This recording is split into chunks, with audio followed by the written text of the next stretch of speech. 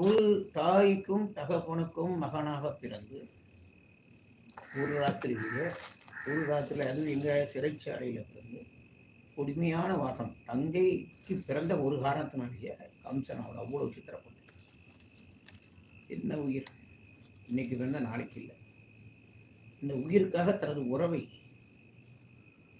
தனது சொந்த மாப்பிள்ளையை ஜெயில வைக்கிறார்.